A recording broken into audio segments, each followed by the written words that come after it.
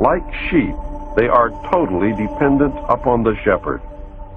The able intellect is taught the mysteries and the esoteric spiritual truths. The masses are taught the literal, exoteric interpretations. While the masses worship the five senses, the select few observe, recognizing in the gulf between them the symbolic concretions of great abstract truths. The elect are given knowledge of the mysteries and are illumined, and are thus known as the Illuminati, or the illuminated one, the guardians of the secrets of the ages. Three early secret societies that can be directly connected to a modern descendant are the cults of Roshaniya, Mithras, and their counterpart, the Builders. They have many things in common with the Freemasons of today, as well as with many other branches of the Illuminati.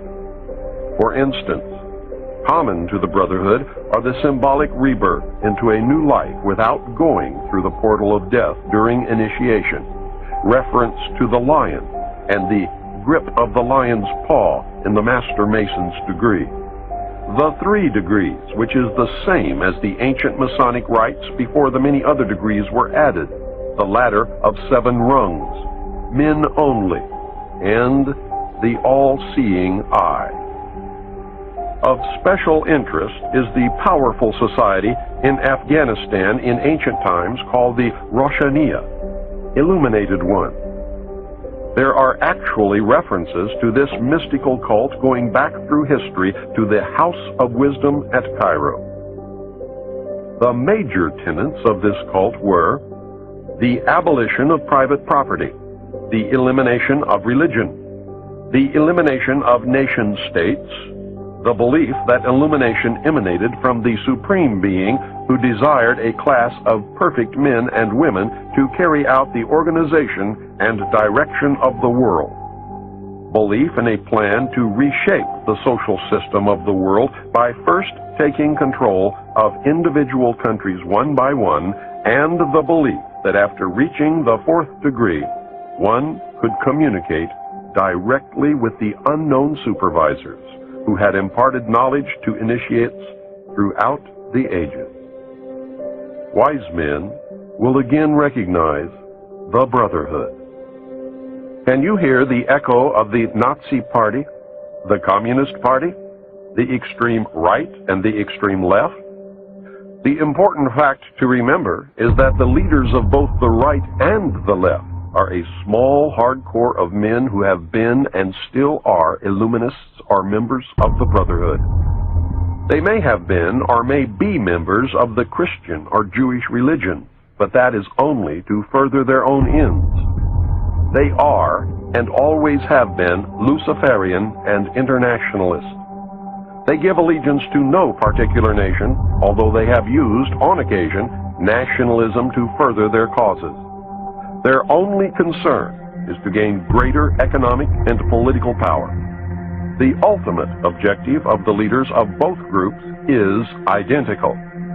They are determined to win for themselves undisputed control of the wealth, natural resources, and manpower of the entire planet.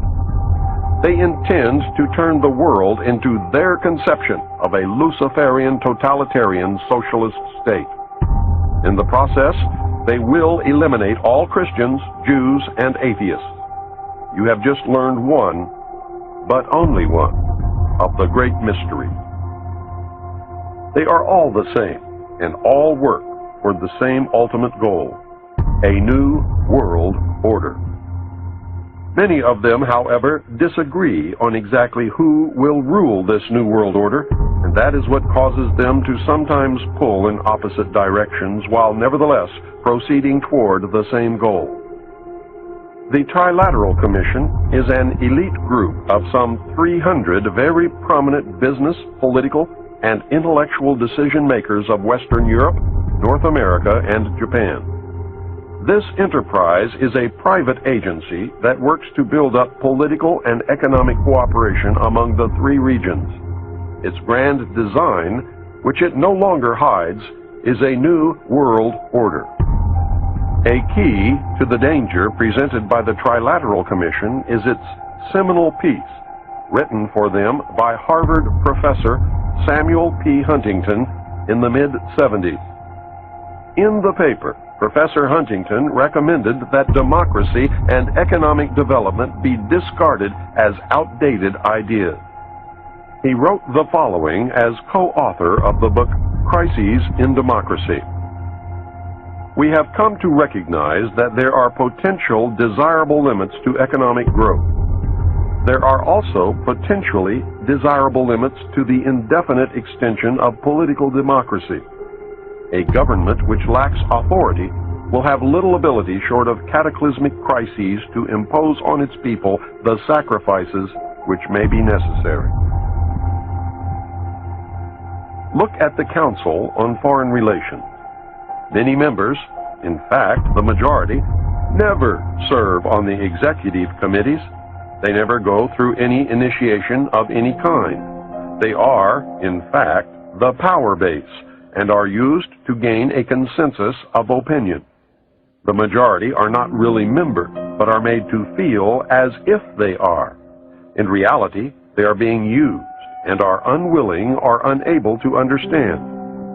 The Executive Committee is an inner core of intimate associates, members of a secret society called the Order of the Quest, also known as the Jason Society, devoted to a common purpose. The members are an outer circle on whom the inner core acts by personal persuasion, patronage, and social pressure. That is how they bought Henry Kissinger. Rockefeller gave Kissinger a grant of $50,000 in the early 50s, a fortune in those days, and made dear old Henry a member of the CFR. Anyone in the outer circle who does not toe the mark is summarily expelled, and the lesson is not lost on those who remain. Do you remember the human desire to be a member of the elect? That is the principle at work. The Council on Foreign Relations has been the foremost plank of America's foreign policy establishment for more than half a century. The Council on Foreign Relations is a private organization of business executives, scholars, and political leaders that studies global problems and plays a key role in developing United States foreign policy.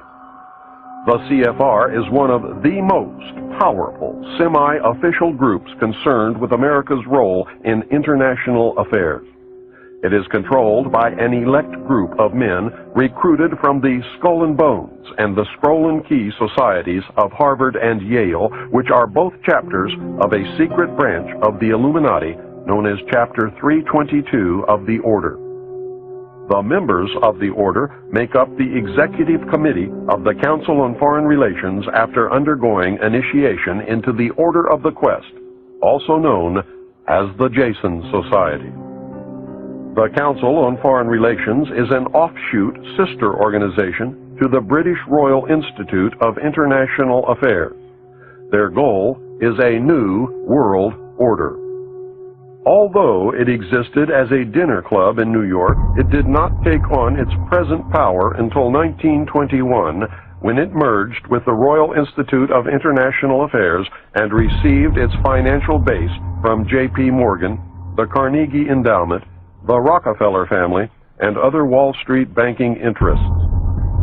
The Council on Foreign Relations controls our government. Through the years, its members have infiltrated the entire executive branch, State Department, Justice Department, Central Intelligence Agency, and the top ranks of the military.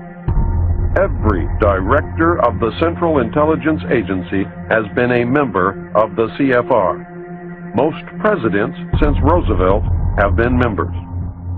The members of the CFR dominate ownership of the press, and most, if not all, of America's top journalists are members. The CFR does not conform to government policy.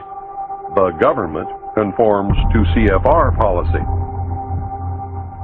I read top-secret documents while with naval intelligence that stated that President Eisenhower had appointed 6 of the executive committee members of the CFR to sit on the panel called Majesty 12, also known as Majority 12.